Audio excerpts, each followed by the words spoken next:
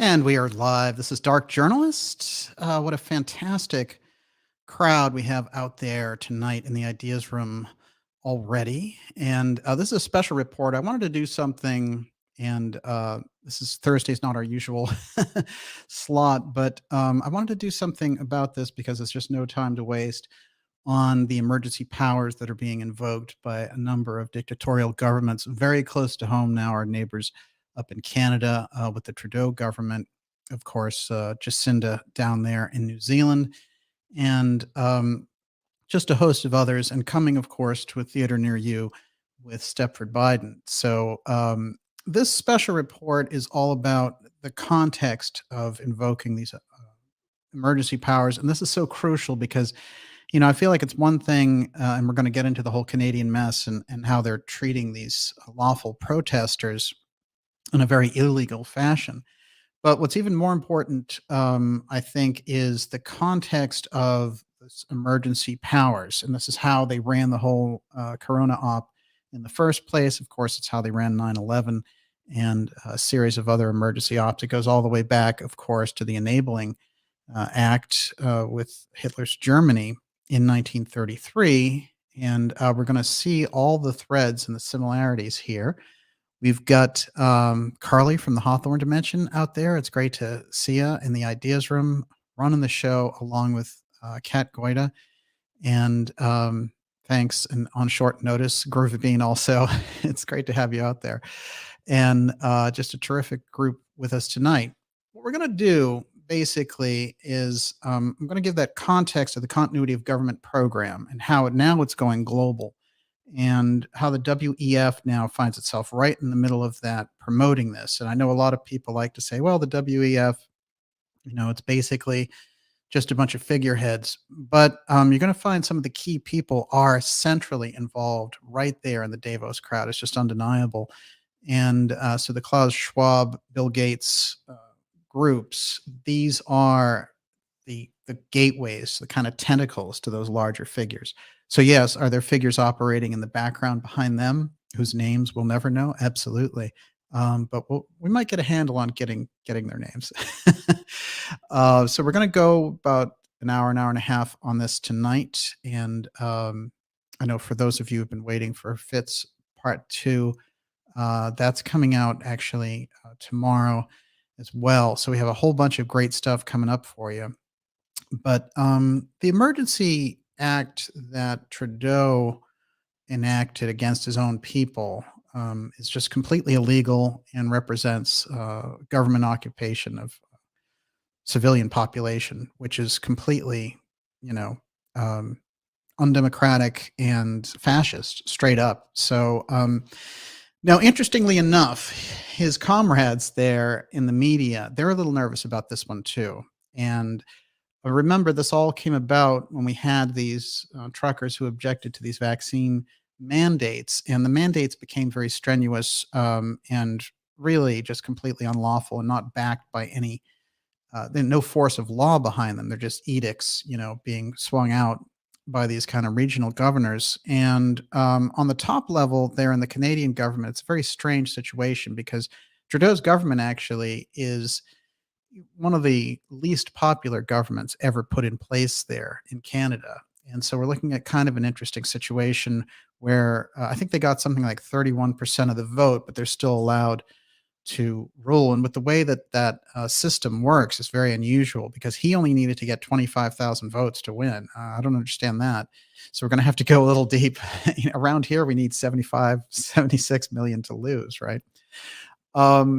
So one of the interesting things, though, I think that we see in that lineage of Trudeau and the strangeness about his own lineage, this is somebody that has been picked out by the World Economic Forum and also the Soros types. And, he's been very open about embracing that. So this is not even a conspiracy theory. But this group now that's operating out of Davos is selectively putting in these leaders in different countries. New Zealand with Jacinda Ardern, absolutely just a WEF puppet. And Trudeau, no question about it. And in America, of course, the CIA taking the place of a lot of that role. So people like Buttigieg and all these types who are starting to come up the political ladder, they're all trained by the Central Intelligence Agency, as Obama was. So, I think in a way we were able to look at that and see the political corruption and just hope things would change over time. Now, the way that they're working things, and Canada's a real canary in the coal mine for this, the seizing of assets under the phony domestic terrorism title. This is what we've been seeing that they've gone for a push for in America, as well through the Biden administration and the domestic terrorism bill and the Attorney General Garland saying, basically parents who were showing up and saying that they didn't agree with mandates were terrorists. So we're right there. We're all on the razor's edge with this, and so it's kind of like let's just face the moment now. And these people, one of three things will happen with them. It seems to me that part of their group, just like when they went into the second version of the Iraq War, is embarrassing another part of their inside group. So the Trudeau forces, say, with Schwab and the WEF behind them, are embarrassing some other core function. I want to point this out in the media because it's extraordinary that elements of like the New York Times and the Washington Post, which are pure establishment, aren't going along with this. For example, in the Washington Post, Canada turns authoritarian to shut down the Freedom Convoy. So they understand the nature of the stakes. And if they get exposed, remember, that's it. The people in the establishment, if they get exposed for the things that have been happening over the past couple of years and beyond, of course, they're going to jail. And so they don't want to be openly exposed. They want to do it in segments. And they feel now that this man is becoming a liability. And that's why The Economist, the ultimate in New World Order, journalism, they're saying this guy, he's actually making things worse.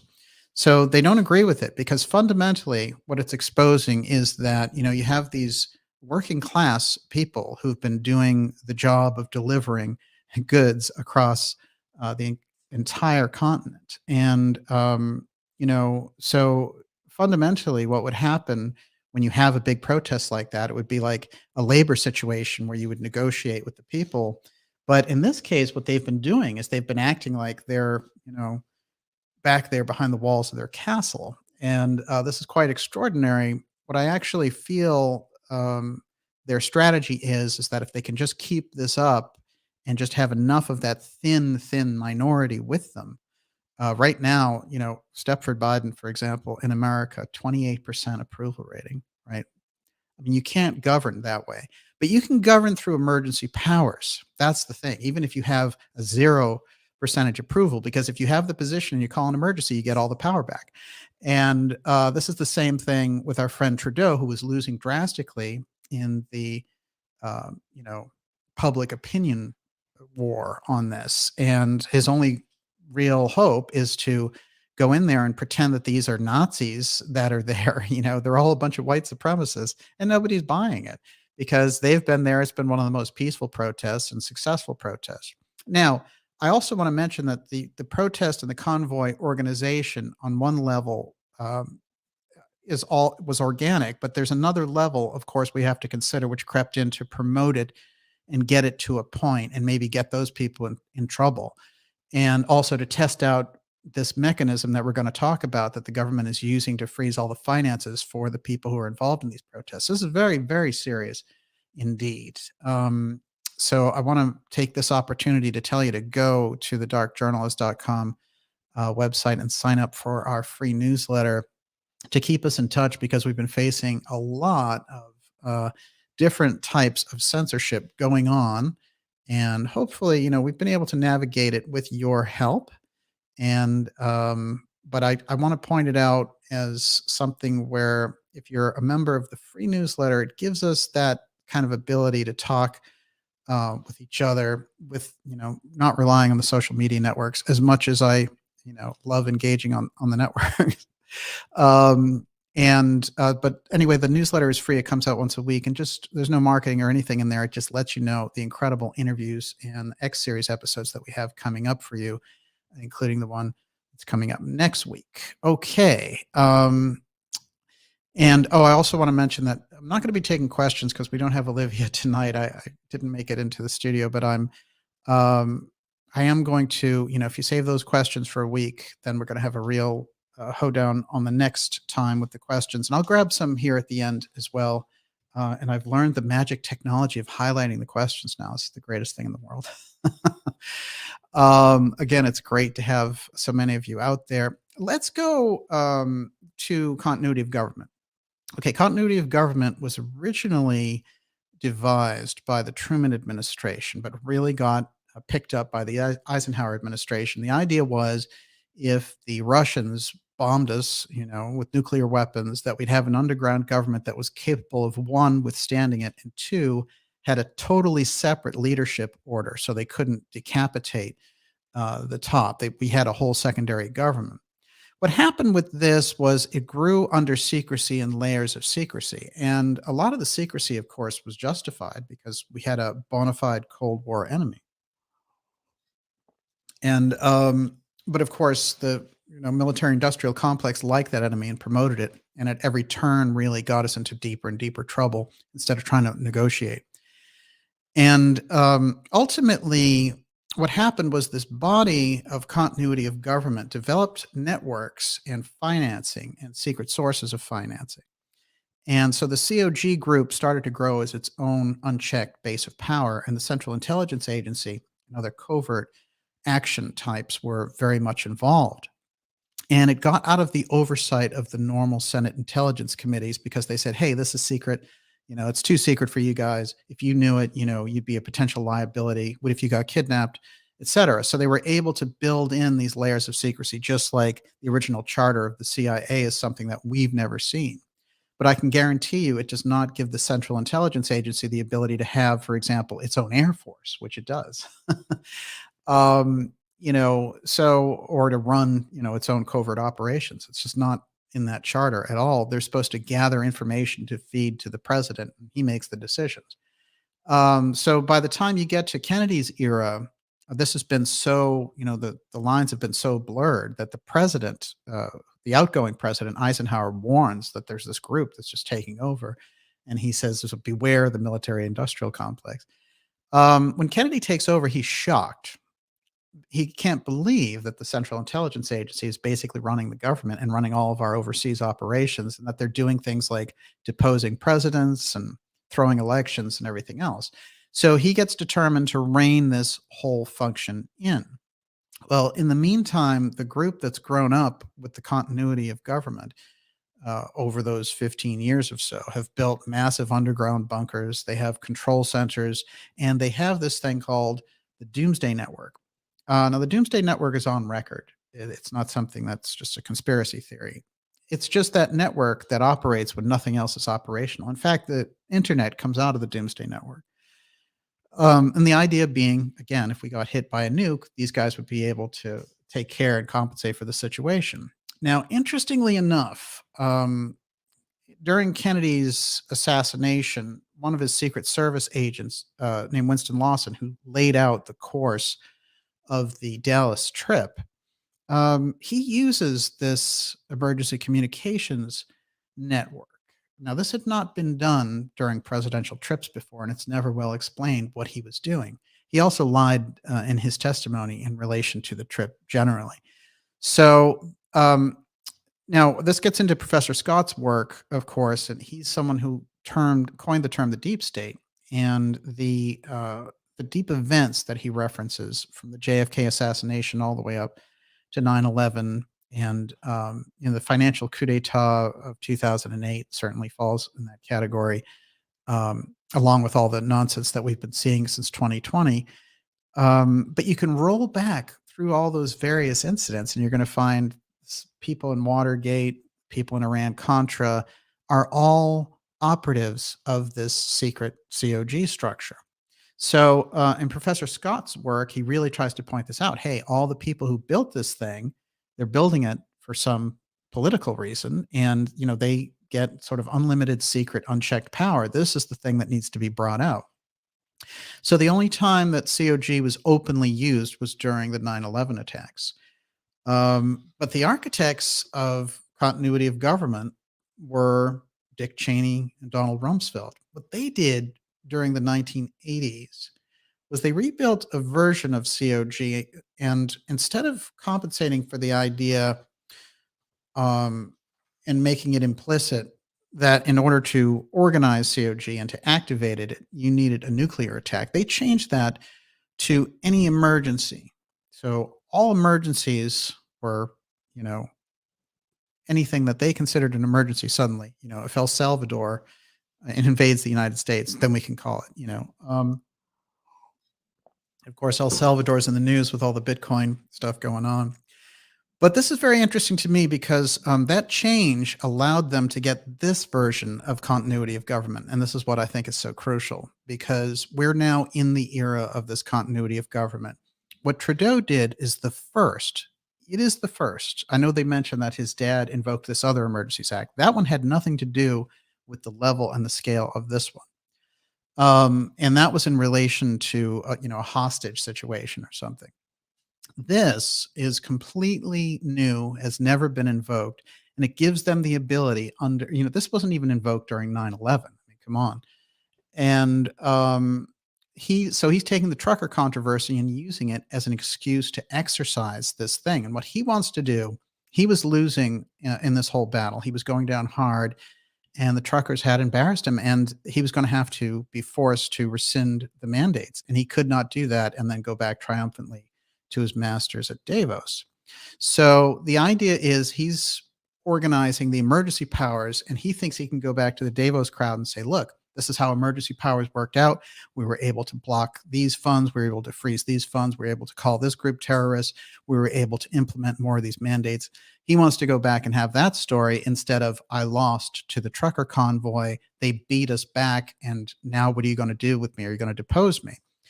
But the problem is the entire establishment's not on board with his response. And we're going to see similar things going on, just like Jacinda now down there in New Zealand is facing off against all these protests, and it's not happening for her. She's not responding to it well. I want to go back to an interesting story. And if you go back into the history of protests, it's quite interesting because even some of the most hardcore times in history where there were protests, if you think about it, like during the Vietnam era and President Nixon, the president, understood their position. They had to sort of have some back and forth with the people who were protesting them, just like the labor unions and how they came to be. That's how we got Jimmy Hoffa and all those things. And there were physical battles, to make this stuff happen because the difference between capital and labor, the Rockefellers would have everyone working for $2 an hour, slaving away in a coal mine, and they didn't want unions and things like that. And the people had to organize against those things, and it caused violence, and they called the cops, and those things just happened. And that's how we have that whole history of the labor union movement in America. But the sensibility on the top levels, back even going back to the Nixon era. Now, Nixon thought of as unpopular around the Vietnam issue gigantically. Those are the hugest protests probably in American history. But, there's the famous moment where during these major protests going on in 1970 that Nixon is like, I have to go out and talk to these people. And he does. And, we have those protesters meeting with Nixon and the policy that they thought was completely unfair and driven by the military industrial complex. And they were right. But, Nixon understood my position as a leader. I have to go meet and talk to these people, and I need to understand my constituents. And you can't even imagine the level of hatred that those protesters had for Nixon. But he actually went out without even much of a secret service detail, and everybody was freaked out, actually. And he went down and he talked to them for hours. And, this is like him or not, I mean, this is what leaders do. When you run into major opposition like that, you don't just blow them off, especially when it's hardworking constituents.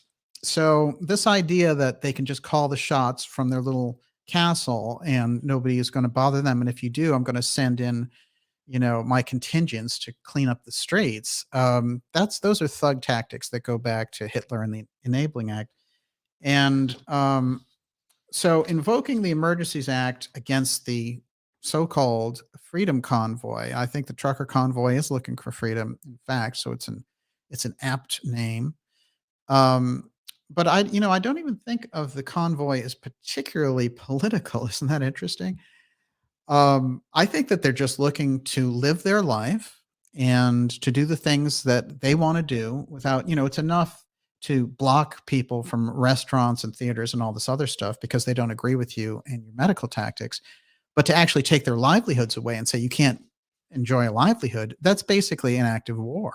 So then when they rebel against it to say, I'm going to invoke emergencies action against you, that's dictatorial level. And it's an international crisis. Just like Australia throwing people into COVID camps is an international crisis. I don't understand, what is the UN for?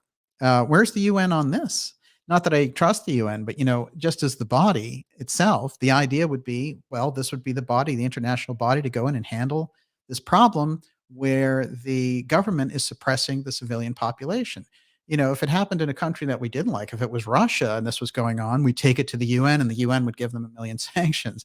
But since it's Canada and this is all part of the World Economic Foundation flow and the DNC is in sync with them, America's very, very quiet about this, which is absurd. Um, but even Trudeau can't hang on to those media supporters. Even the New York Times is like, this has gone too far and he should have had a negotiation thing in place. They don't want to see it because it'll turn and backfire on them and their plans because they want to do that here. That's what the whole act, the Domestic Terrorism Act that Stepford Biden put together with Merrick Garland and his other spooks. This is the thing that they want to do in America, and they don't want their cover blown by, this raging freak dictator Trudeau going in and sending in thugs to remove the trucker convoy. Now, they have the thuggery that they're performing. They're trying to do it through the Minister of Finance, the Deputy Prime Minister Freeland, and they're trying to put a female spin on some of this, which I find remarkable because they're also with Jacinda trying to pull this off. Well, since it's a woman doing all this dictatorial stuff, it's okay. It won't come off as harsh. But unfortunately, that doesn't fly. So these tactics are very interesting that we're sitting in the middle of. But we have to understand the invocation of the Emergency Powers Act is the most undemocratic thing that you can do, especially in the case where you haven't been nuked, for example. There's no cause to invoke that act unless you have an extreme earthquake or you've been nuked. Basically, that's it. The idea of turning it on peaceful protesters is absurd, and I do feel that this is not going to end well for Trudeau, and that the people around him have taken, kind of a policy of burning their bridges that, there's no way that they're going back on this when in fact the mandates should never have been there in the first place. And that's what we're learning throughout America as well. And this is all part of a much larger consolidation and global dictatorship plan, as we've been discussing. Everyone, you're watching the Dark Journalist special report. We're live here on Thursday, this February 17th. And this special emergency broadcast is in response to all the emergency action that's being taken by very dictatorial leaders who want to take all of these powers to the next level.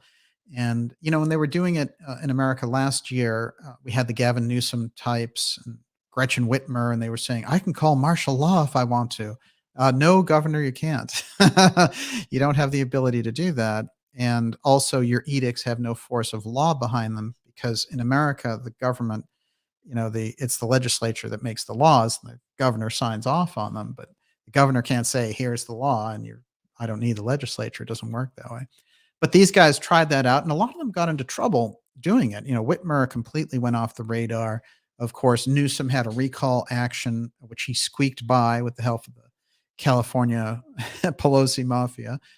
And, and Cuomo had to step down over a sex scandal. Well, I'll tell you, that's nothing because this guy was guilty of large scale genocide in nursing homes. So, it's a weird way that these things shake out. But I'll tell you that the establishment, people like the Central Intelligence Agency, World Economic Forum, um, they don't care who they use. And if that person burns out, and becomes expired in terms of the type of use that they can get out of them, forget it. It's not important to them. They'll find somebody else, and this is the nature of the thing when you get yourself involved in that very sleazy underworld of deep state action, which we see a lot of these folks are. All right, it's a fantastic group out there tonight. Yeah, somebody mentioned Olivia. No, we don't have the lovely Olivia tonight, but we will come back with Olivia next week and be taking your questions. I'll try to handle a couple anyway later tonight. And we have Kat Goida out there along with Carly from Dimensions running the ideas room. It's great to have so many of you here. And okay, so a little bit of that crossover now that we're getting some continuity of government idea.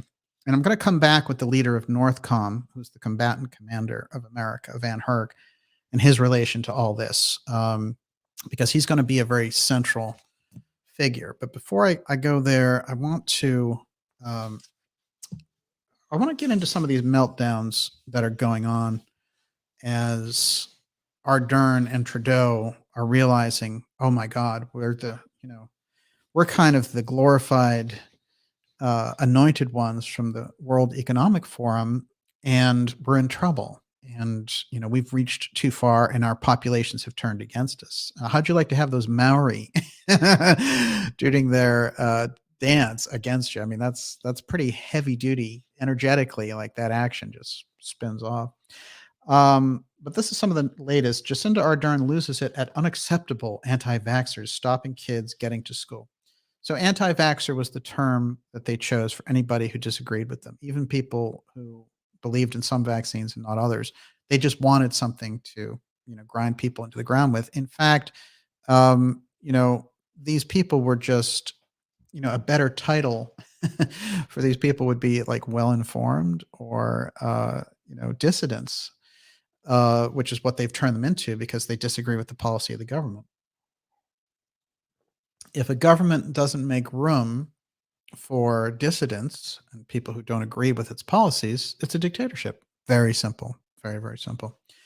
New Zealand Prime Minister absolutely lost it at unacceptable anti-vaxxers, vaxxers currently protesting outside her nation's parliament. And Jacinda, she has a really big problem because she was put in there, and New Zealand practically had no cases to start with in any case, but she brought in some of the heaviest lockdown measures. And, basically her population has had it. But, when they're coming in from the outside, and she's just completely influenced by Boris Johnson in the UK, she doesn't have, the background to handle it when things don't go her way. So now they're dangling her out there. They wanted her as this, woman leader. And unfortunately, she's coming here to Harvard to give the commencement address in May. Isn't that interesting? If she's still prime minister by then, maybe we'll get a little protest group going for that, because she's the last person in the world. We don't want people from our new students becoming fascists like Jacinda. But another one that is interesting is this Freeland, and I want to go into Freeland. Maybe I'll jump into Freeland now. Freeland, Chrystia Freeland, is both the deputy prime minister and the minister of finance in Canada, and she's the one who they just put out there as the face because our friend Trudeau is going down so hard in the polls. They're starting to put her up there to make these edicts. And so her latest one is banks have started to freeze accounts linked to the protests, which is completely illegal. If you have a protest, you can't go freezing people's bank accounts.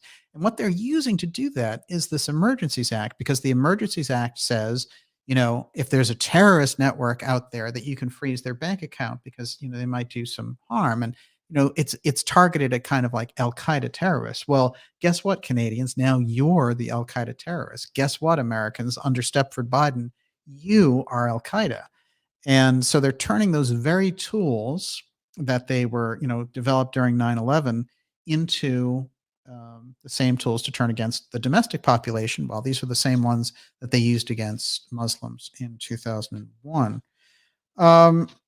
She's a weird one, Chrystia Freeland, because there's a lot of strange things in her family's past related to Nazis as well as the Ukraine, and including her grandfather running a newspaper dedicated to anti-Semitic Nazi tropes. But what's even odder is, she was part of the McLaughlin group. She was a journalist here for the Washington Post, the CIA Washington Post. And I remember her regularly. As a matter of fact, so many people from the McLaughlin group were showing up in strange guises, like Tom Rogan, who took over the McLaughlin group after McLaughlin died, who was an expat uh, Brit who was living in America. He suddenly became Mr. UFO file and connecting the UFO threat stuff up. And this guy became like UFO Central. And I was like, he's completely like a political person, a researcher. How he got so lumped in so fast and so dramatically with the UFO file is very interesting. But he used to do all the shows with Freeland. So Freeland's presence, in the media, and then suddenly showing up in these two majorly powerful positions. Maybe somebody in Canada can tell me, in Canadian politics, is it usual for someone to be both minister of finance and a deputy prime minister, like to hold those two positions? That's really a lot of authority that they're putting on her. She's somebody who, if you dig in a little bit, for example, she has a 25-year ongoing professional relationship with George Soros. And so he's somebody who's really kind of sponsored her out in the world. And she is his biographer as well. So this is somebody very deep in there. And Trudeau, of course, always ready to praise Soros and his, uh, completely drummed up, propagandized revolutions, Orange Revolution and everything else. And he tried the Purple Revolution with Clinton during the Trump presidency. Remember that one? Suddenly, Hillary Clinton was walking around in purple suits everywhere. This is Soros' Purple Revolution. It just didn't quite take off. But it is interesting because she's someone now that they're putting out there as the face of this, and she's saying, "Hey, there was this website that donated to the truckers, and guess what? What we're going to do is we're going to take all those names that were hacked, and that this was a weird thing also that these news agencies started to publicize the names of the people."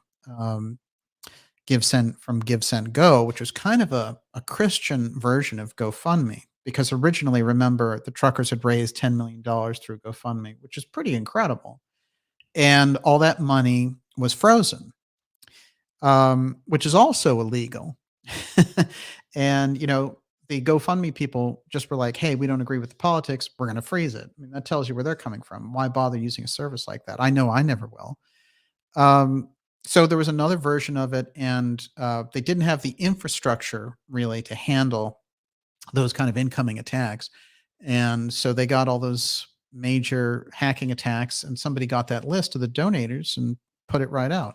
Now, what should happen ordinarily is this Merrick Garland, who hangs around, trying to figure out ways to go after anyone who doesn't agree with the Biden administration as a domestic terrorist.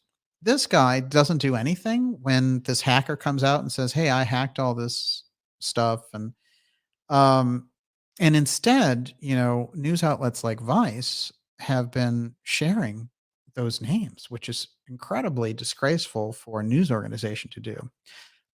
Anyone who's involved in any kind of journalism would never do anything like that because you just, taking stolen material, one, and from people who are just innocently giving to a cause, And if some of your political enemies were in there doing it, that still doesn't justify it. It's illegal.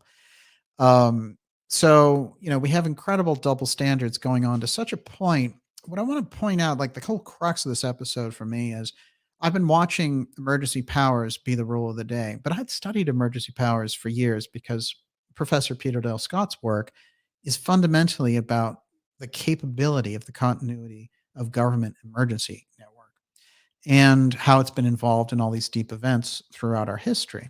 So by the time they started hitting with the COVID emergency, and this is an emergency, we need to block the churches and we need to block you from going out, and we need to like make sure you don't go into the bank except virtually, and you need to stay at home and teach your child through Zoom and all this kind of stuff. And they were doing it under this guise where they could get the people to go along with it. And so many of the facts are debatable, but nonetheless, we know they've been wrong about Fauci and that group has been so wrong over and over again, proven wrong, even by their own media that loves them.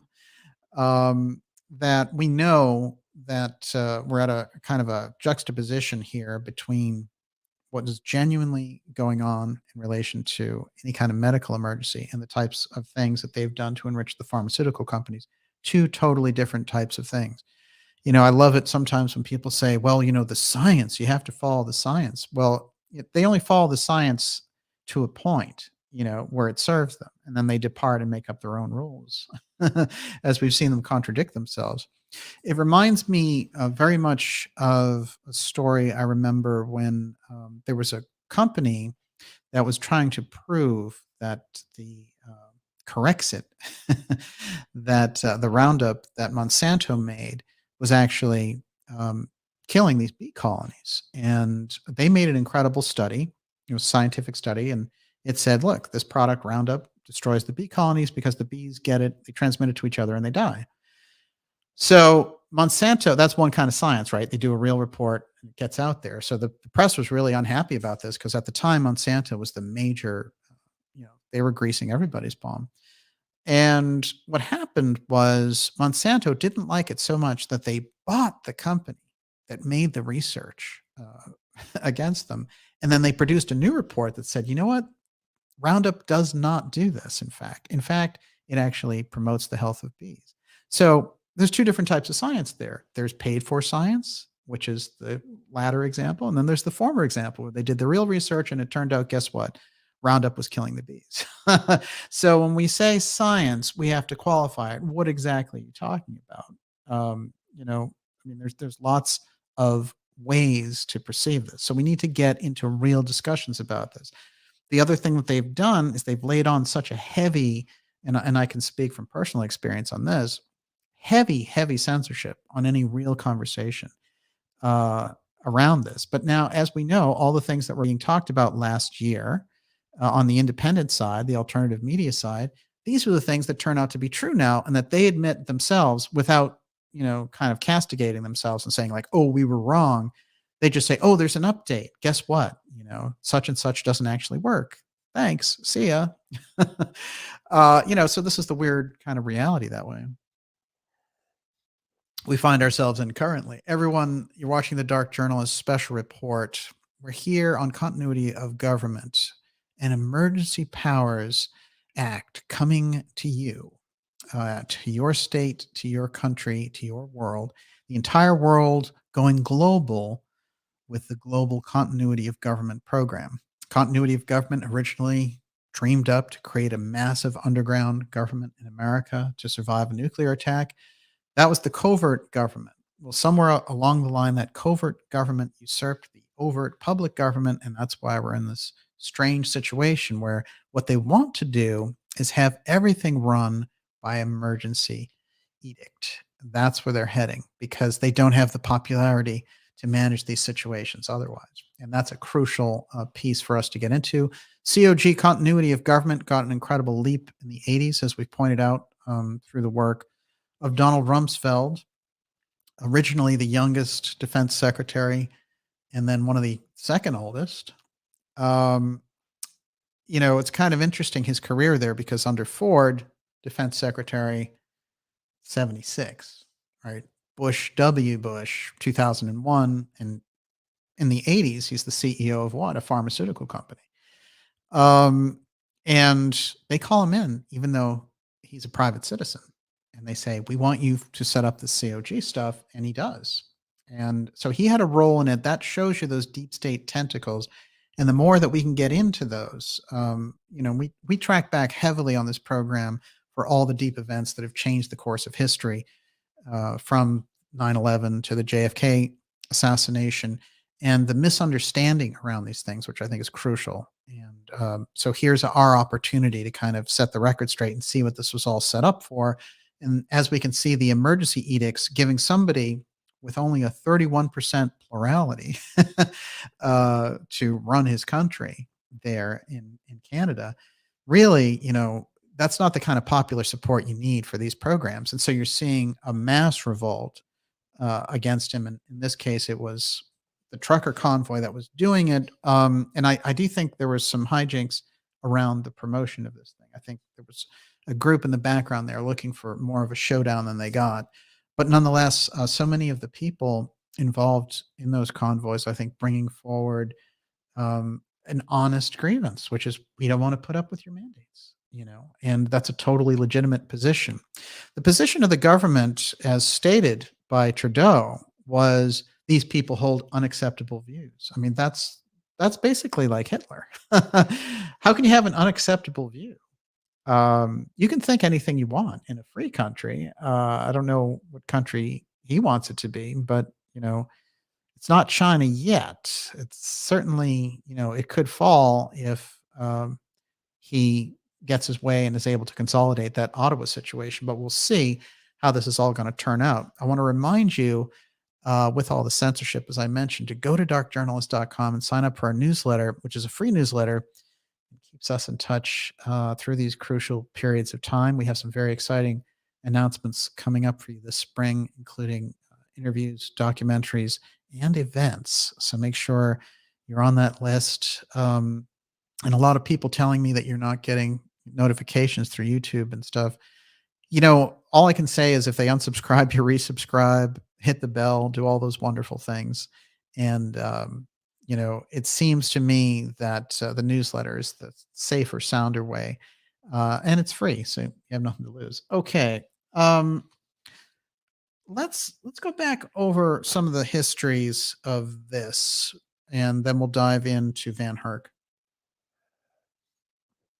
Great to see everyone out there, of course, tonight as well. And Kat Goida's rolling the roost out there in the chat, and I saw Groovy out there as well. It's great to see you both. Roosevelt News, it's great to see you too. This clash that we're seeing now actually has its roots back here. And this is the fundamental issue in government now, which is this part was never resolved. Kennedy attempted to resolve it, which was to put the Central Intelligence Agency back in the box. That's the leader of the Central Intelligence Agency who'd already been in there for a decade and basically running the government. There report times where Eisenhower had a stroke, for example, in 1956. And basically, Dulles, as CIA director, was kind of running the world, and Nixon was the VP, and a very young VP, actually got in at 39. So he was somebody who, wanted to get along to get along. And my feeling on this is that the Central Intelligence Agency was just like, hey, we've grown and we can run this thing ourselves. So when Kennedy comes in, they have a mission, which is they want to take over Cuba, and he's not on board. He knows a lot about Cuba, and there's a lot of secrets in relation to Cuba and our work on the hot zone, et cetera. But even on the traditional political record, just looking at it from a basic standpoint, they wanted to set up this operation, which was a leftover from the Eisenhower administration, and basically get Kennedy to go along with it, thinking, oh, I'm over my head, or it's already gone too far. I'm going to have to call in forces to invade Cuba. And that's the whole Bay of Pigs incident, which happens very, very early now in Kennedy's administration. But this setup and its defeat when Kennedy doesn't go along with it, and he figures out what they're up to, and he fires the sacred cow of Allen Dulles and his deputy, Charles Cabell. Now, there are a lot of interesting strains there, including the fact that Cabell's brother will be the mayor of Dallas and will help set up the motorcade route when the president's assassinated. But the crux of this is that there was a fundamental power struggle between the executive branch and the Central Intelligence Agency. The only other one that we've seen recently between the CIA and the executive branch was during the Trump administration. And a lot of this had to do with the fact that Trump didn't want to play by the traditional rules. Whether you like Trump or not, doesn't matter. Trump had a very aggressive interaction with the Central Intelligence Agency. And they worked, including central figures in the CIA, before he got in to get him out. Now, part of the reports that have come out, and we've been waiting for the Durham report for years, but they have finally started to make the case through the Durham report of how the Clinton administration, the Clinton campaign manipulated the Trump campaign and was able to spy on them and try to create this false Russian narrative. This whole thing was a complete whitewash. And the interesting thing about it is the media pushed it hard. The Central Intelligence Agency controls the media, and they were pushing it hard. But it all fell apart, and they had impeachment after impeachment, and it just didn't work. So the idea is if you don't go along with this system, you'll either get so much opposition you won't be able, either we'll throw you in jail, you and your family, or you'll have so much opposition that you just won't be able to do your job. And so during all those years of the Trump administration, we had investigation, investigation, investigation, but they never proved anything. And he never lost any of the impeachment. So, this is an interesting point of view for us to keep in mind as we go along here, because the Central Intelligence Agency has such a role in all this. So if we understand when Kennedy removed Dulles back then, that's the first move that's significant against the CIA. And the CIA responds with the first revolt against the White House, because when Dulles is out, he still controls the CIA, but Kennedy has fired him, which is humiliating, one. But two, it slows down all their plans, the kind of world domination plans that we're seeing the global dictators on now. So we have to keep that snapshot in mind, then bring it up to date through the continuity of government players. So if there's an emergency declared by President Stepford Biden, the leader of our country will not be Biden anymore. It will be General Van Herk. And Van Herk is the Northcom commander. The Northcom commander, Northcom is weird anyway. It's not even supposed to be there. Northcom was created by George W. Bush in 2002. And this is a construct. It's a control construct because it has no legitimate purpose. The idea is, we had Southcom, which kept an eye on South America, and it made sense in terms of our military interests. Northcom is very unusual because the targets of Northcom are the U.S. population.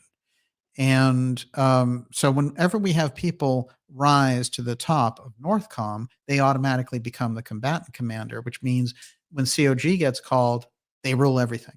They're like king. So shouldn't we even know who these people are a little bit? I mean, what about General Van Herk?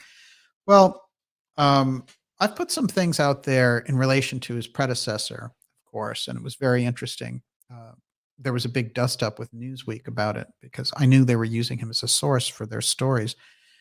But this thing about continuity of government is very interesting because what happens is if you go back in time, it wasn't even allowed. It was so secret, it wasn't even allowed to happen in Senate session. So if somebody mentioned it, as Oliver North did in 1987, everybody freaked out and said, you can't say that. You can't even mention it.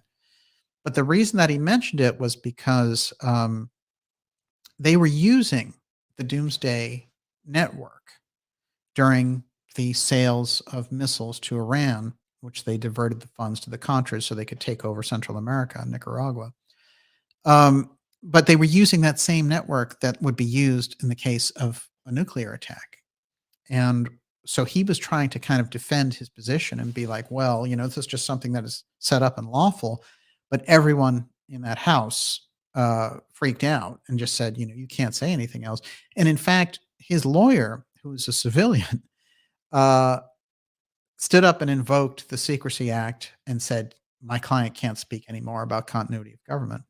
So this is really strange territory. But as we get in a little bit later, what starts to happen is right around the time of the coronavirus, suddenly everybody wants to talk about continuity of government, which was a real surprise to me because I'd been studying it and in kind of obscurity. Like, Professor Scott's books are known among very informed groups who study politics, but it was hardly the stuff of, New York Times headlines or something like that.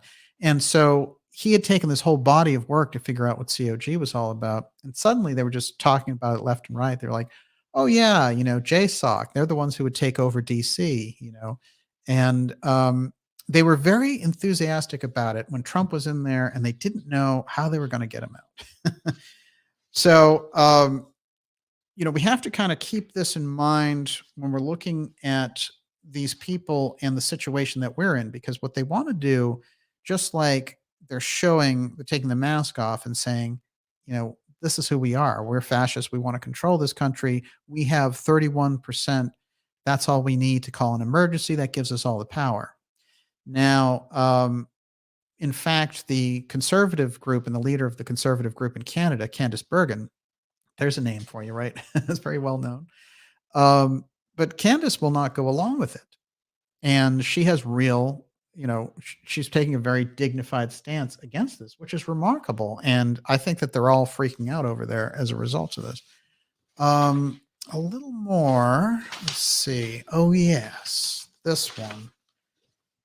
This is part of that when they suddenly wanted to talk about it.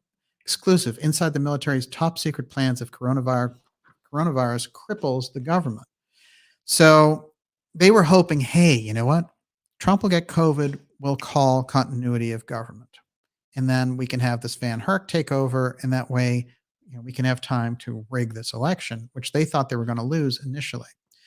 So suddenly they were very interested in talking about this, which was remarkable to me as somebody who'd been watching the subject for, I don't know, 2 decades, something like that. So just like the UFO file aspect, just like when the CIA now can't help themselves but to talk about the UFO file, and now they're sending out people who are like, hey, I was a director, I was in CIA for 25 years, and guess what? I'm also a contactee. Isn't that great? So that means the Central Intelligence Agency now, they get to say, well, we've been dealing with the UFO thing, and we have our own contactees, so we don't need the whole public side. And by the way, that UAP ASRO office that's getting called by Gillibrand, and that can set up a whole UFO threat thing, now we're going to have all the CIA people interfacing with her on that. And, they had a scientific group set up here at Harvard with Avi Loeb. And originally it was, they were going to study the scientific side of it, the AI side of the UFO phenomena and all this. And suddenly everyone from the CIA started showing up. This is the way it works. The CIA has to control anything in relation to something they can call an emergency on later. The UFO threat idea and the way they would like to roll that out is the same type of emergency powers, because they say, oh, it's completely unknown. We're the only ones who can help you with this. We're the ones who can save you. And you don't know this is a big enemy. They just need an enemy. And the alien threat idea, completely bogus, in my opinion. The UFO file is real, but the threat aspect is completely unreal. Especially, the idea that we would get the truth from them anyway is absurd. So, but these are the types of things I think that we need to keep in mind, because the COG aspect relates to an emergency. The thing that Trudeau called, is an emergency. What? Because the truckers have all stationed themselves in a protest. That's not an emergency. What it is it's your own people pushing and saying you need to address our concerns. That's what you do in a protest. That's what democracies do. So, if it's some issue where, like the CCP behind the BLM stuff, then the media loves it. And they're like, we're in the middle of a cultural revolution. But if it's these guys, and they're saying, hey, we don't want to take your mandates and we still want to just do our job, and then forget it. They're white supremacists, right? They have to be called every name in the book. This is the disconnect of the mentality, and they're just being so obvious about it. But it also is trying to tempt one side of the population against another side of the population. They're trying very hard to figure out how they can do this. And it's worked in some capacities, but it's also failed in the big picture. And I think Trudeau is about to become the poster boy for its most severe failure. So this is really kind of where we're at on this now. All right. What else have we got here? One of the things before I leave Van Herk and COG and Northcom, keep this in mind. The I'm going to read some statements from Freeland and Trudeau in a minute here, but keep this in mind that in September 14th, 2001, we got this whole piece about emergency powers, and we live under the Emergency Act, September 11th emergencies, which were put into law September 14th. Every year, the president, whether it's Obama, whether it's Biden, Stepford Biden, whether it was Trump or W. Bush, they all sign on to that emergency powers. And if they don't, then the NDAA can never get through because it's attached. So that's kind of a handy way to keep those emergency powers going in there. And either side is so smitten with the idea of using the emergency powers that they will never call the other one out. So every year, the Democrats and the Republicans, they're against each other on everything. They call each other every name in the book. But when the NDAA comes up with that $800 billion boondoggle for the military that has the September 11th Emergency Act written into it, they all sign along. Everybody, there's no discord. I think there was one person who objected, but it was 93-0 was the vote in the Senate. Deal with that. So you can see a lot of those things about divisions are often manufactured. When it comes down to it, they want that military gravy money and they want the emergency powers ability. The emergency powers are so dangerous, and whenever they are called, they should be called out. Let's think about the Hitler Enabling Act. So the Enabling Act from 1933, the passing, which had its anniversary, it will have its anniversary on March 23rd. Okay, so if we go back, that's 67. It's the 89th anniversary of this thing. This is what put Hitler in control. This piece of legislation is one of two enacted in the wake of the fire that devastated the Reichstag building in Berlin. So they blamed the communist, even though this is the ultimate false flag. And then they said, oh, things are so out of control. We have to take all the rights away. We have to control everything. But what it effectively did was their version of Congress, it neutered their ability to make any laws. It was just they ran everything by emergency edict, because what the Nazis figured out was they couldn't get a majority. They had run Hitler for president and he didn't win. There was a deal struck where they put him in as chancellor. But the president died. And then as part of this whole piece of Hitler consolidating power, starting with the Enabling Act, he just combined the offices of president and chancellor and was like, hey, I'm the full ruler now. And which is why I thought it was interesting when we were looking at Freeland's background that she was both the deputy prime minister and the finance minister. It's interesting whenever you have two roles going on like that. It's like, hey, I'm the secretary of state and the attorney general. Somebody's consolidating power there. So Hitler, in this case, and I want to, because this is really kind of the root of our modern era in terms of emergency powers, Hitler could now make any decisions he wanted as long as they didn't interfere with the structures of governance itself. The Reichstag, with many civil rights having been suspended by the decree issued, sounds familiar, hello, Justin Trudeau. In the immediate aftermath of the fire, the Nazi regime could now freely round up and imprison its enemies in camps such as Dachau, some of which were already under construction. They had already figured this out. These same people who are calling for emergency powers, they plan to either force their enemies, political enemies, into capitulation, or what do you hear about?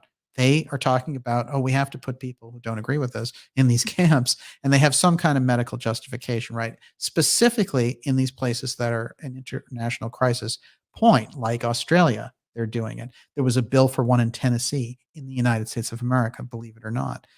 Canada, forget it.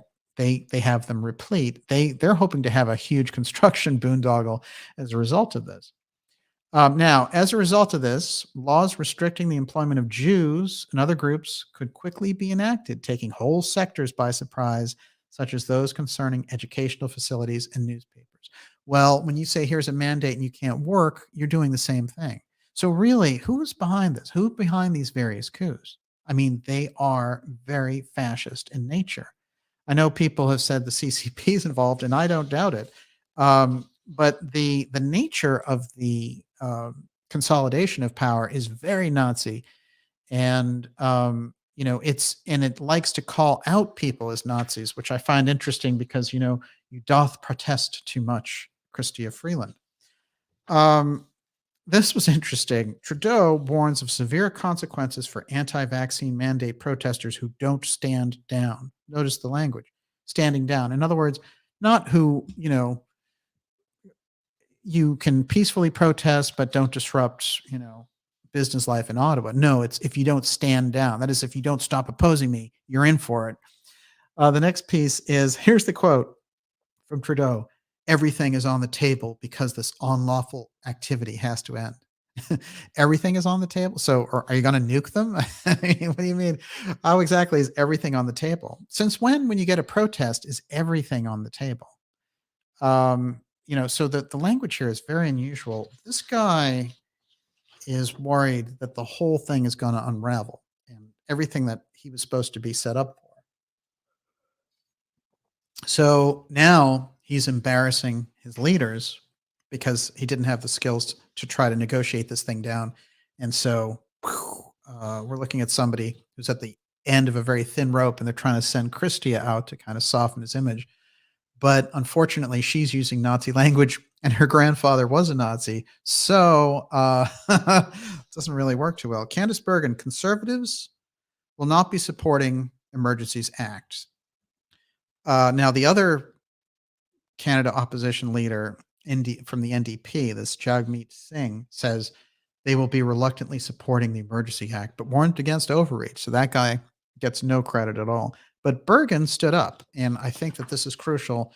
Bergen is someone to watch in Canada. She's behind the freedom push on this, and she knows that Trudeau has overstepped his bounds, and she will not support the Emergency Act because she realizes it's fundamentally the Nazification of Canada, which is happening.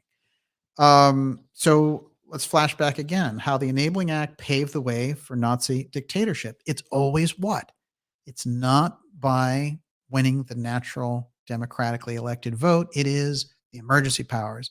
Because if you're just the president or just the chancellor, you can't do those things. Just like if you're just the prime minister, you kind of can't do what you need to do to squash your enemies. You need the emergency. You got to have that emergency going. If you don't have the emergency powers, your chances are suddenly dwindling drastically. So the entire global takeover also relies on an emergency. Well, what is it that we got? We got global medical emergency, right? And the origin of where that emergency arose, as it was dramatically exaggerated, of course, but nonetheless, for the emergency that did exist, where did it originate? It's still unknown. And we know more and more that the idea of it originating in a lab in China, in Wuhan, looks like the best bet right now. 2 years ago, that would get you thrown off of social media. I'm sure it still can, but now the mainstream media can talk about it. So this now it's 89 years, as I said, on March 23rd, since the Enabling Act paved the way for the Nazis to take control of Germany. And the writer of that article that I was reading, Michael Stuckberry for The Independent, so he looked back on how the road to dictatorship can come about slowly but surely. And this is what they did. They put in all of the various factors for someone like Trudeau to then get in a position where he could press the button and say, it's an emergency and all our enemies are going down. And by the way, he also said, maybe we just shouldn't make room for these people. So we shouldn't tolerate these people. I mean, that is Nazi jargon. So what they're trying to do, they're trying to create an atmosphere where, they're morally superior. And as a result, you are morally superior for believing with them, and that you can take this group over here and you can, disagree with them. And because you disagree with them, you have the right then for them to be eliminated. That way we make big camps and throw them in. And if they don't go along with the program, we'll wipe them out financially and everything else. This is what they're bragging about. Banks have started to freeze accounts linked to the protests, Freeland says. You know, who are these people? They have been largely trained by the Soros crowd, by the World Economic Forum crowd, Schwab, Gates, and all the rest. So the agenda is out there like an 800-pound gorilla. We can see it. Um, but the ability for us to call it out, and I think it goes beyond just one country, but America certainly should. Unfortunately, America is fighting these very same forces who are attempting a coup from within. And part of the coup is not complete in America, but part of the coup is active, and so much of it runs through the DNC. I'm sure that sounds political, but you cannot deny the facts on the ground.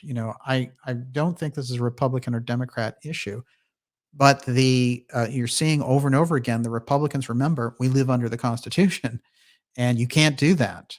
You can't take rights away. You cannot do these things. Now, whether they do that because of they feel it in their hearts or because they're just pleasing their constituents, nonetheless, over and over again, like in Florida with DeSantis, you see him saying, "You're not going to lay those mandates. You're not going to have masks on kids. You're not going to have this kind of thing." This is the crucial thing. That's where the heart of that kind of fight is, and we need to be in that fight. And it needs to be a peaceful fight, but it needs to represent enormous, and I mean serious, serious opposition while time is on our side. Of course, in my conversation last week with Catherine Austin Fitz, she said we had 1, maybe 2 years, but if they introduce the passport system and the digital ID and these types of things, that's it. And I've heard it also from other people I've spoken with, like Bobby Kennedy Jr. He says if that aspect of it goes in, then we won't be living in a free country.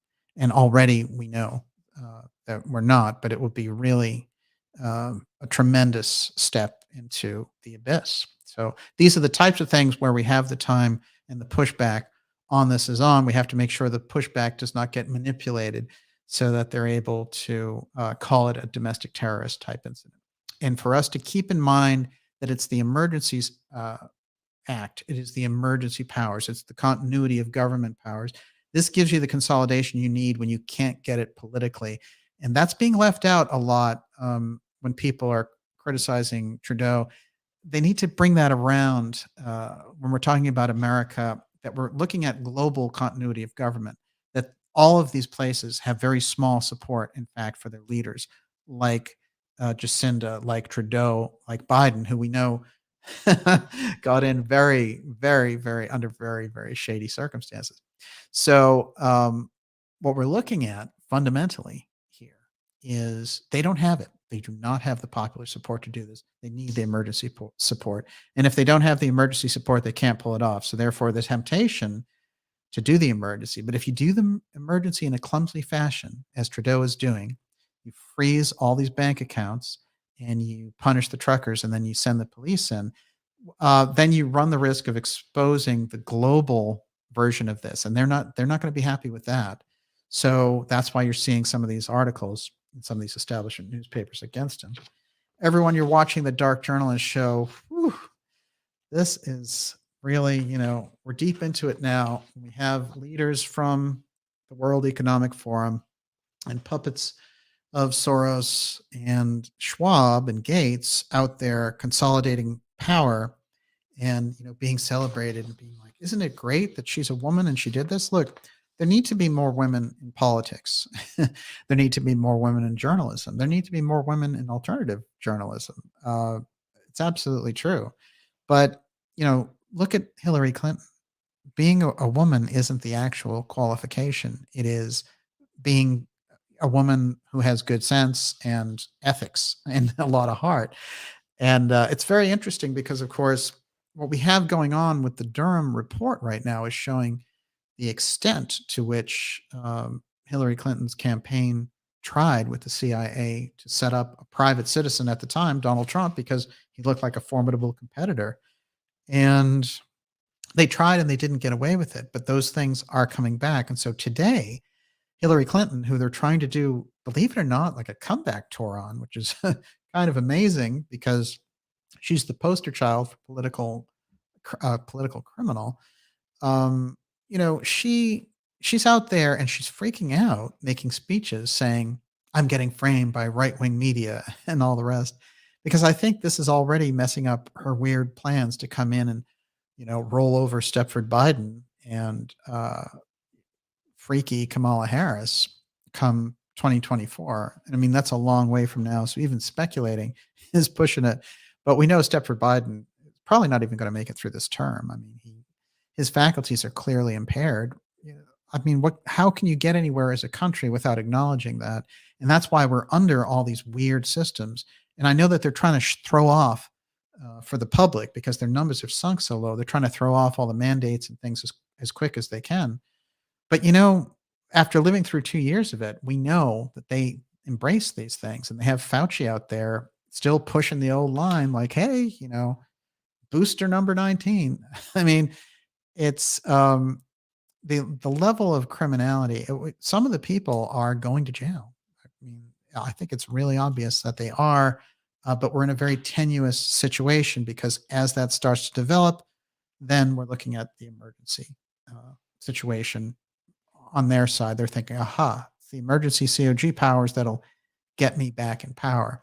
Everyone, you're watching the Dark Journalist special report now on emergency powers.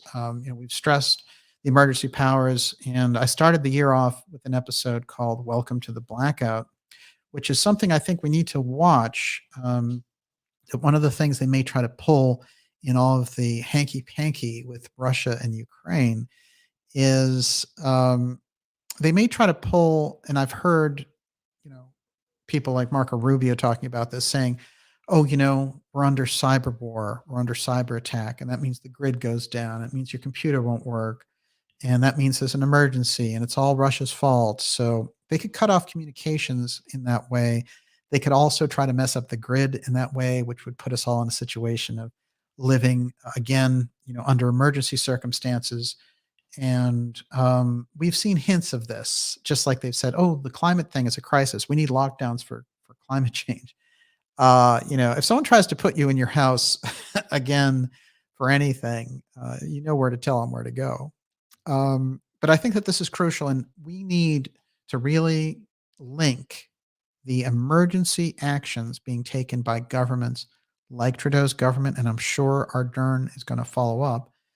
Um, with continuity of government and the whole system and the deep state activity related to it, because those two things need to be connected. Because very often I hear it discussed and people are like, why are they calling emergency powers? And there's no context for what those emergency powers are, where they come from. We need to understand how they've been manipulated in the past. And that's what we're getting here in this show. It's great to see so many of you here with us. And I know we have Kat Goida out there running the ideas room. Like I said, we'll be back and we'll be taking your questions next week. And we also have some interviews coming up for you tomorrow and this weekend. So it's going to be great. And of course, some X series episodes next Friday. And the show is Friday at 8 p.m.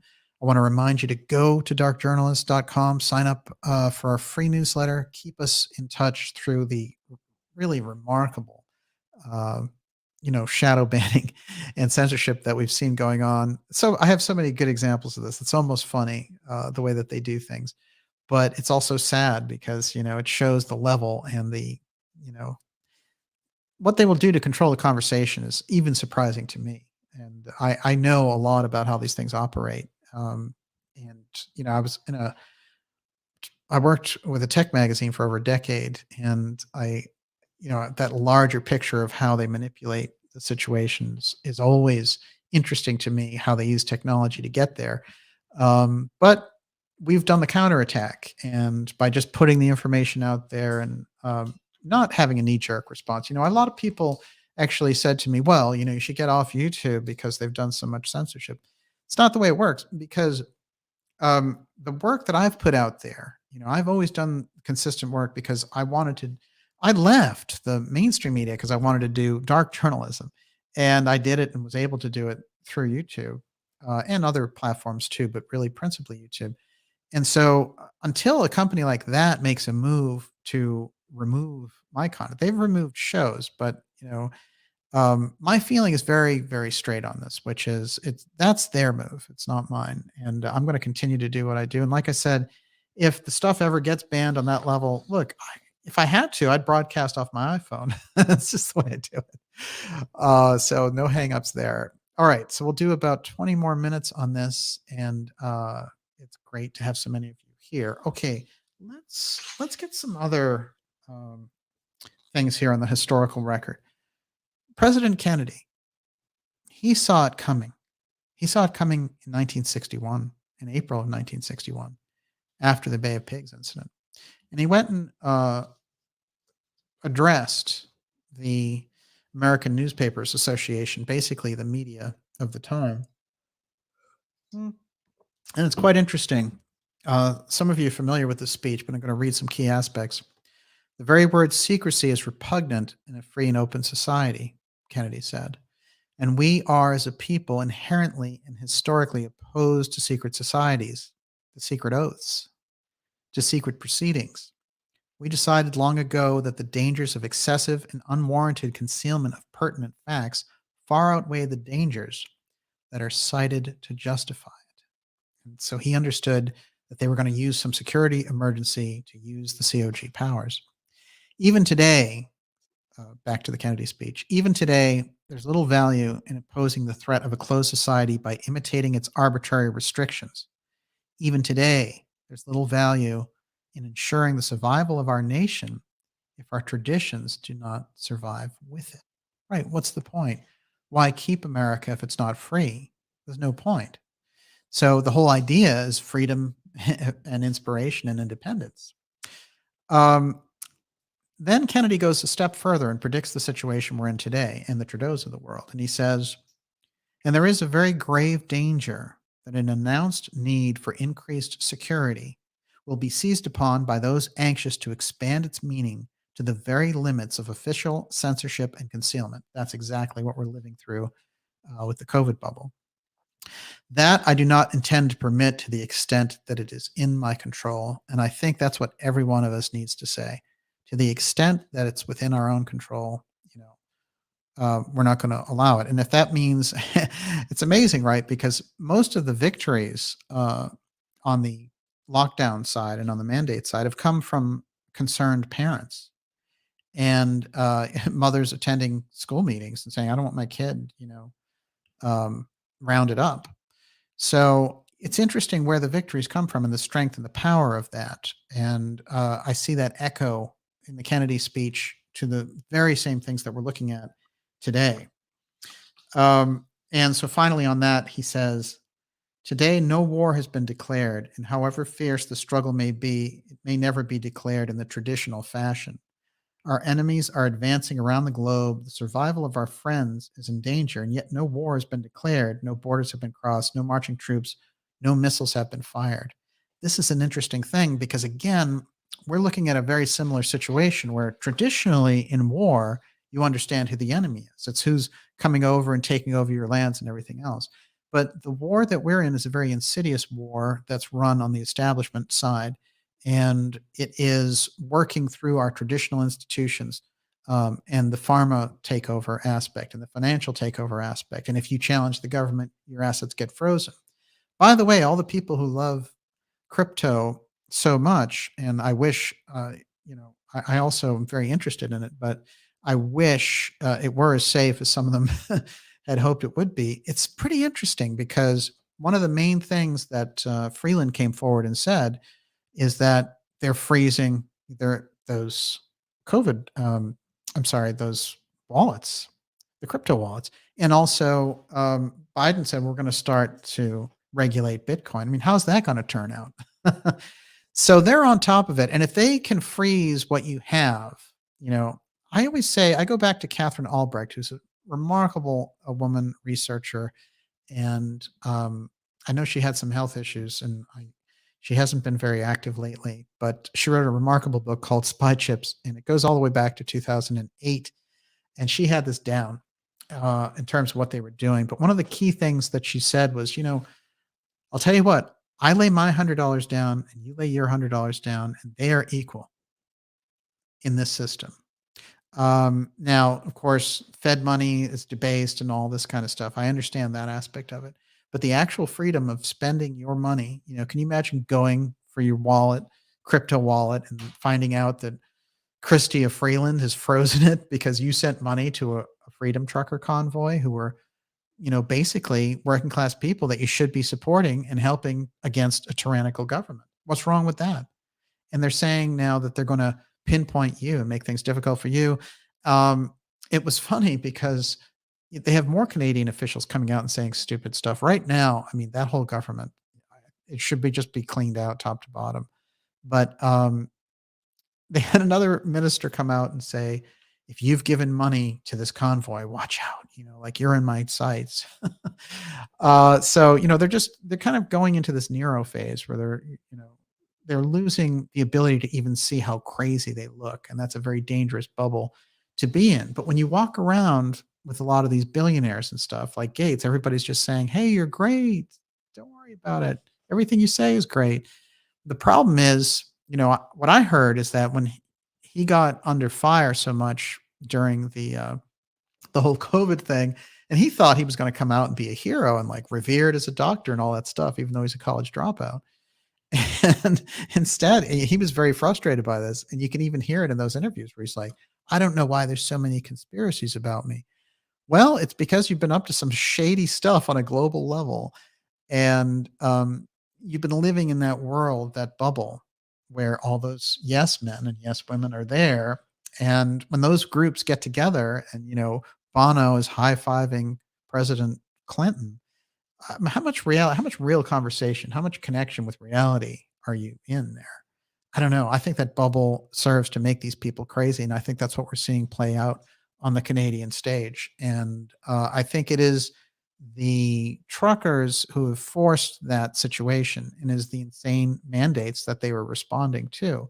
Now, I think the forces around that again are uh, being manipulated to a point to set up some kind of confrontation because they want the domestic terrorism bill. They want a version of it in Canada. They want it in America, certainly. They want things that will create this idea that, oh, there are these people who believe in freedom that you should be afraid of. And the truth is, in America especially, we've always had very diverse people who think all kinds of different types of ways. And there are always radical groups, whether you go back to the 60s, and you had black power groups. You had, I mean, you go all the way back to the 19th century and the KKK. I mean, you're always going to have those groups. The whole idea behind democracies and the Constitution is that, anybody gets the right to free speech, and you hope for the best and you hope for unity and everything else. But nonetheless, you'll have like Farrakhan or something, you're going to have it. And this was part of the incredible hypocrisy, I think, in silencing Alex Jones. And it was basically that we have a long tradition in America of shock jocks, Rush Limbaugh, but it's just something that we have. And the idea that this guy was going to be somebody you were going to target out and deplatform is very interesting because it shows where they're coming from. They don't think that they can compete in the marketplace of ideas with people who are thinking outside the box. And again, it doesn't matter. Like if you think somebody like Jones is a kook or whatever, that's fine. The Constitution defends his right to be a kook. That's just the way it goes. So, that double standard there is starting to collapse. But unfortunately, that double standard exists in that power structure, which controls not just politics, not just Hollywood, but it has this deeper covert control, which comes from the Central Intelligence Agency and the COG faction. And when it comes to aerospace and the UFO file, X Protect, this is the group that controls these types of matters. And the more that we can expose the COG, the more we can expose the CIA, the more we'll understand how freaks like Trudeau can stand up there and say, I'm not going to tolerate these people. Because you understand the mentality they're coming from. They're being told, you will be the elite of the elite, get these sheep herded in, make sure they're all under these mandates, take total control, and you'll be it. So when that doesn't work out so well because you actually encounter real human beings, and you don't even have the political chops of Richard Nixon coming down to meet them and talk to them and work it out, even if you're working against them. If you can't even handle that, then your future in terms of what they want to pull off. Again, I think that they're a very dangerous group, but they're a smaller group. They're smaller than the majority. And if I had to really peg this group, I actually put their numbers at actually 10 to 15% of any kind of popularity that they could get. Everything else, I believe, is kind of stolen or um, propagandized.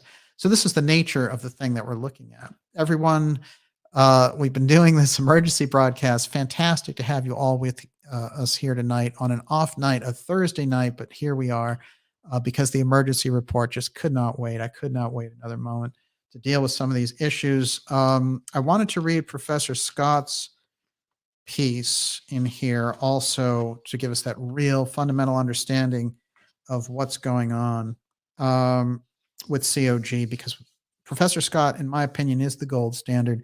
His book is American Deep State. It's his greatest book. But I think Deep Politics and JFK, Cocaine Politics, these are classics. The Road to 9/11, American War Machine. I mean, you can understand so much about the situation that we're in. And Professor Scott is from Canada. He's a diplomat originally, and then he became a professor out there on the left coast, UC Berkeley. And this is somebody definitely on the left part of the spectrum, but understands it all, showing that the right-left thing, if you believe in fair government and you believe in the Constitution, if you're right or left, it doesn't matter, because that's all that counts. And I don't care. If somebody were completely on the left and they believed in the Constitution and were pushing it this way, and someone were completely on the right, I would accept them both the same exact way. I consider myself independent largely. These days, so much of the takeover is operating through the DNC, however, that, at least what we're seeing on the Republican side is that they understand that Americans want constitutional law. And this other thing is in league with a foreign power for sure. So there's a monstrosity growing out of the Democratic Party, and it has elements inside the Republican Party as well. I'm just saying the Republican Party is not joining in with the coup aspect as a group right now. So the libertarians, the Republicans right now are looking a hell of a lot better. I think the Democrats need to shake out their entire party and get rid of the CCP elements and others. Hmm. Well, okay, so we'll read a couple of things here from Professor Scott. Here it is. Now, this is from a lecture that Professor Scott gave on the deep state in 2010. And I'm just going to grab a few key sections. And remember again that the continuity of government program, the one that we're dealing with today, actually grew out of the 80s version, because the original version was to stop, to have an alternate government in the event of a nuclear war. The 80s version was any emergency. So if you find something in the country that you feel, it can be labeled an emergency, you can call COG and have Northcom take over. Now, what's also interesting is in relation to this, Oliver North comes up a few times around this, who's famously the general who was involved in selling arms to Iran illegally in 1987. He comes up in a couple of interesting ways, because 2 years earlier, before he got caught for Iran-Contra, he was running something called Rex 84, which was an exercise for rounding up dissidents in America. So if you held a different view on the war in El Salvador and the Nicaraguan Contras and things like that, if it came to a head, if they felt they were at war, they set up Rex 84 as a way to grab people and hold them in large camps. So Rex 84 is still on the record. You can still get documents related to it. The full scope of the work, the way they developed it under the Reagan administration, this is something that was a project of Bush the First as VP through our friend Oliver North, who was really his puppy dog.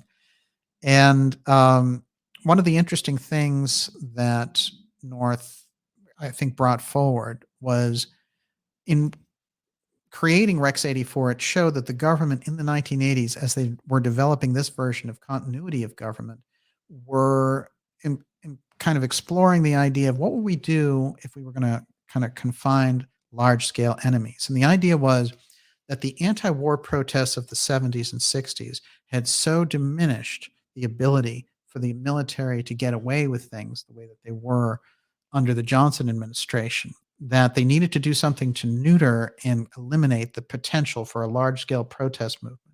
These people have taken that 80s idea and in terms of what they want to do with digital currency, with the Internet of Things, rolling us into this transhumanist future and combining us with technology and making us part of this global control grid.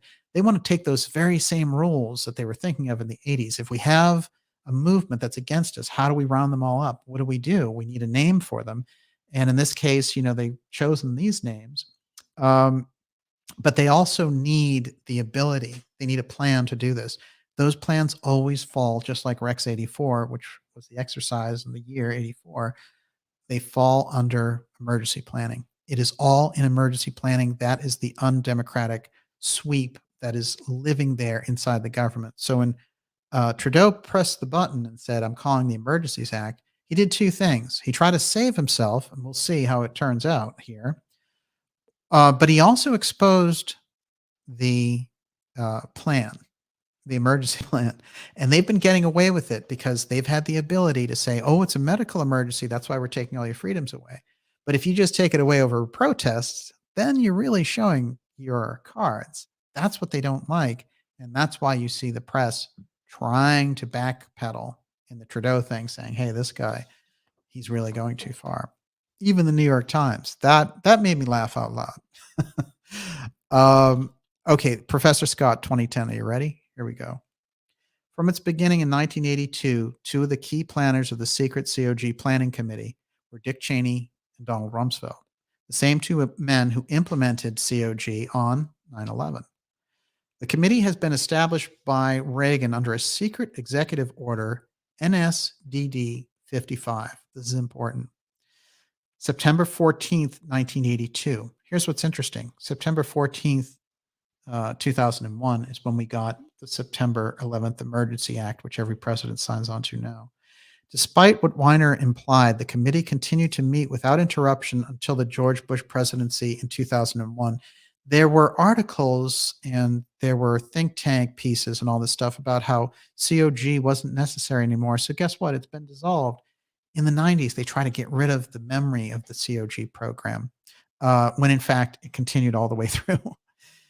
Thus, Cheney and Rumsfeld continued their secret planning during the Clinton presidency, even after both men, both Republicans, were by that time heads of major corporations and not even in government. Andrew Cockburn cites a Pentagon source to support a claim that the Clinton administration had no idea what was going on. That's interesting.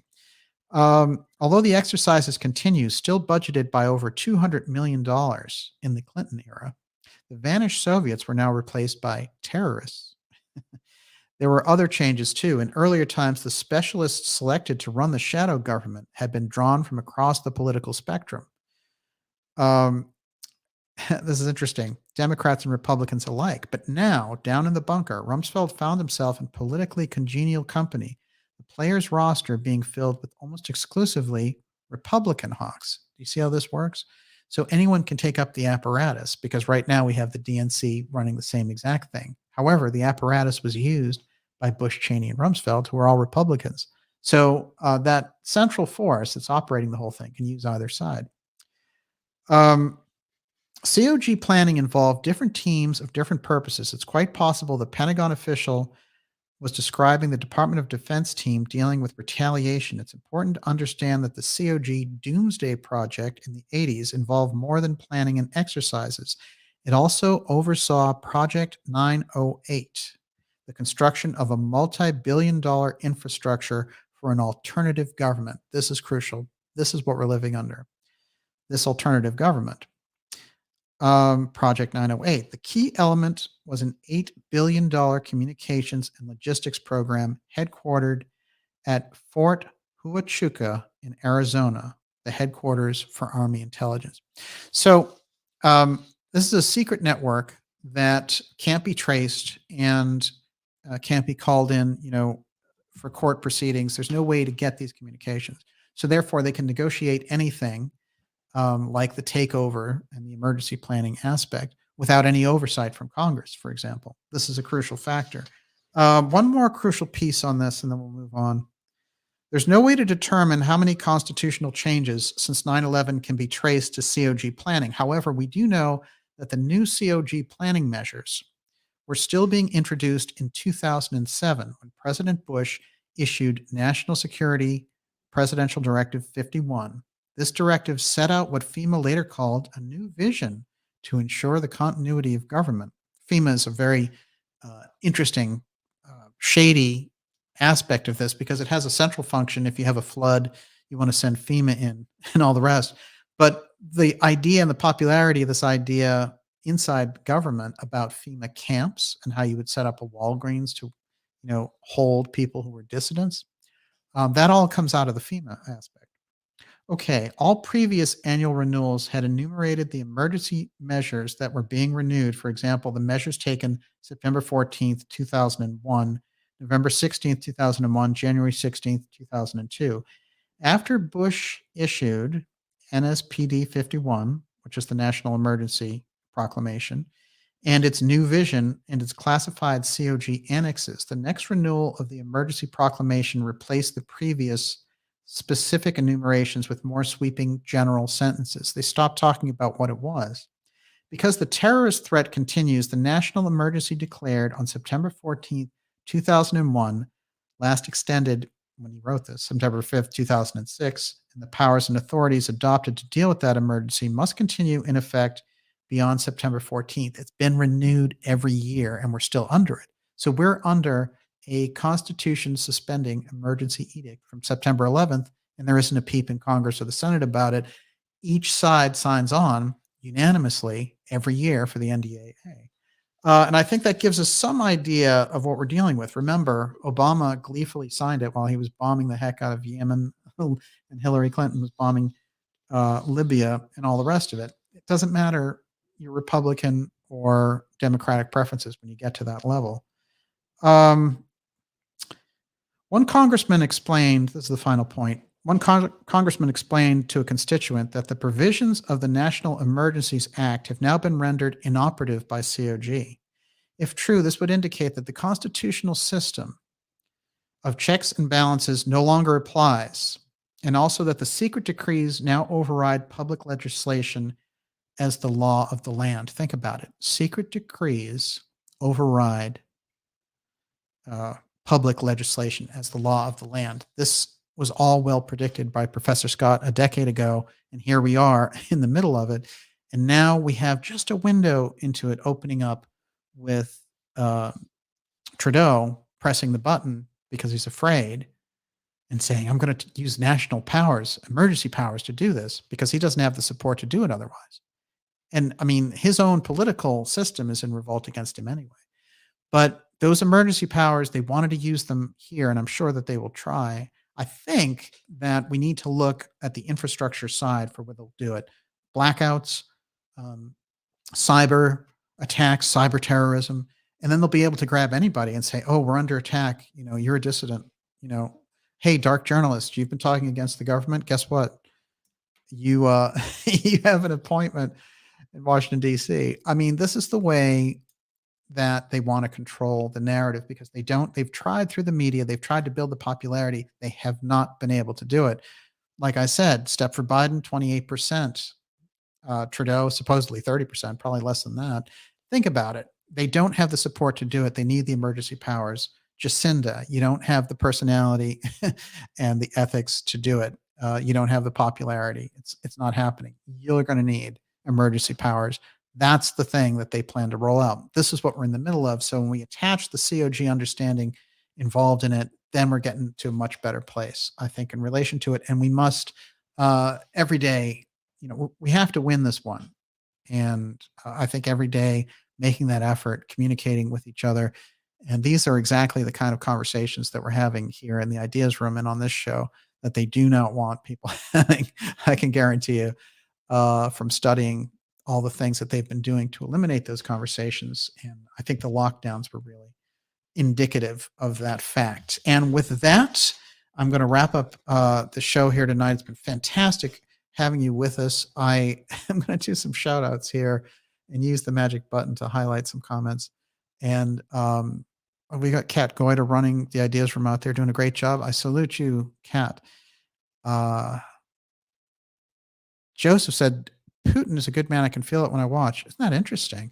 Putin has been an enigma. I'll give him credit for this, which is he pushed out GMOs from his country and he hasn't gone for the woke agenda. He's a practical, reliable person. However, he is a KGB agent, and that is somebody who was also known to eliminate his competition in very, let's say, unethical fashion.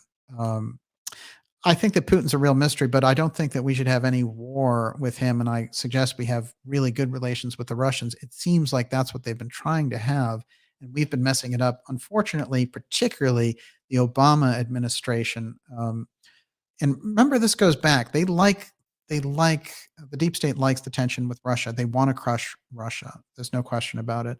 And I think that they're really nervous in relation to Russia because Russia's been doing really well.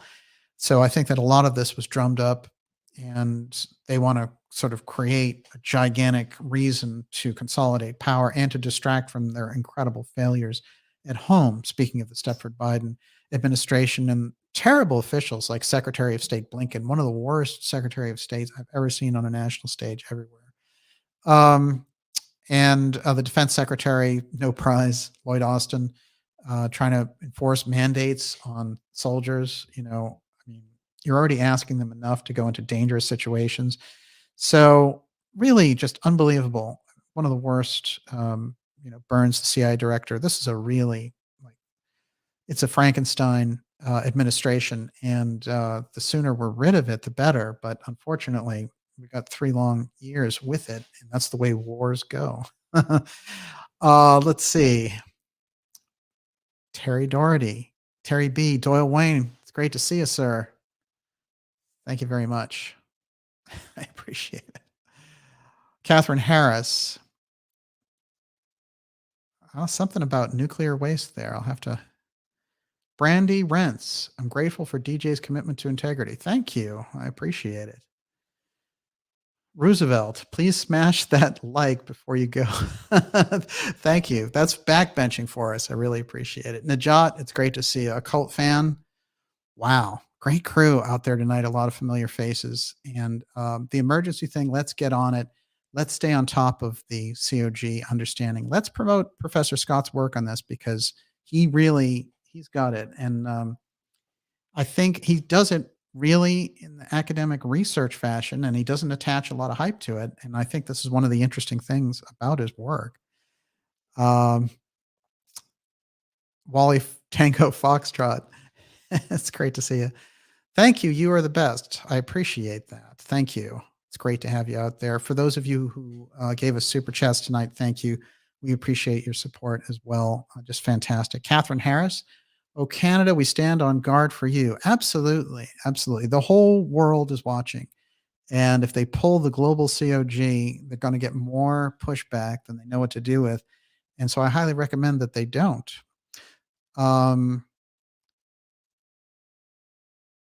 Someone mentioned our friend, Carmen Bolter. Carmen Bolter did pass away last week. And I did confirm that. And I was lucky enough to receive from people who were close to her some details on that. And all I can say about Carmen, I'm going to try to put together some kind of tribute from our interviews with her because she was a remarkable person. But her work on the Pyramid Code, she was just stellar. Really, there was no match. And she had worked on a 6-episode New Atlantis series. And I'm going to try my best to see what the status of that is because it's a fitting tribute to all the work that she put forward. And we all miss a great friend. And she was just one of the best. Absolutely. Fantastic. Catherine. Yes, I agree. Absolutely. Kate's out there. It's great to see you. Ruth A. Yes, it is. I agree. It is sad news. Easy Gamer. Fantastic. Sal Lee. Zombie Wolf.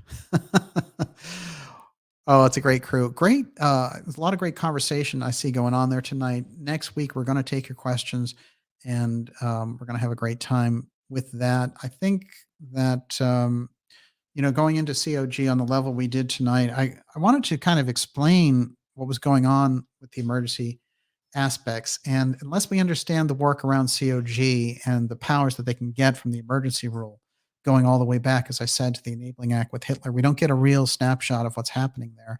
And I think putting forward the faces like Freeland and Ardern, Jacinda, to try to get this monkey Trudeau is monkeying things up for them. It's too little, too late, in my opinion. And they're so desperate, they're looking to run Hillary again. That's pretty bad. On the other side, there's a rapid push growing to completely create a gigantic red wave come November. And the thing is, the general fundamental, I think, rule of law in America, supporting the Constitution and things like that. The Democrats in power have gone so far away from that they're making the Republicans, who have big issues of their own, look a lot better. So that's just the nature of the thing. I would like to see people in government who support the Constitution, left or right. It doesn't matter. That's what we're looking for. But all those things that we're seeing build up on the other side, they're talking about Trump running again and all these things. We're going to see how all that plays out, because Trump, of course, has the liability of the big push and Operation Warp Speed and things like that. So he's going to have to find religion on this matter and stop listening to people like Bill O'Reilly if he wants to get anywhere. But I could see he could have a massive comeback. It's possible. It's real possible. And especially if Biden keeps giving away the store to China. Scarlet Fire, it's great to see you out there. Tweedle, Scott in New York City. Wow. Melissa, terrific. What a great crew out there. We will see you all next week. Actually, we'll see you tomorrow with Fitz's interview, and you'll get notifications in your, because we have some subscriber episodes coming up. You'll get notifications in that newsletter. Make sure you go to darkjournalist.com, sign up for the newsletter, and make sure that you stand up and be counted on that. That's the best way that we're going to be able to communicate with each other. And we'll be keeping a close eye on all the things and all the developments. I know it changes daily now in relation to the Canadian part of this story, and New Zealand is starting to heat up as well. So we may be doing some quick, or not so quick, special reports coming up in the future. Mark H. DJ, you're a force of nature. Thank you, Mark. That's great. I couldn't have put it better myself, right? That's hilarious. Thank you. No, I really appreciate it. And, it is through our subscribers and the great supporters out there that we're able to do this phenomenal work. So thank you very much, and have a fantastic Thursday evening. And we'll see you tomorrow with the Fitz interview. Frank Monday, great to see you out there, sir. Ad Astra, indeed. Kat, thank you very much. Carly from Dimensions, it was great to have you. Thank you for showing up. I hope to talk to you soon. And of course, Groovy Bean, Yvonne, terrific to have you out there. Thanks so much for making our night a complete success. And Ivan Langley, love and peace. I agree with you. Thank you, Ivan. We'll see you we'll see you tomorrow. Have a great night, everyone. And it says end broadcast, but after all, does it ever really end? Think about it. It's an emergency.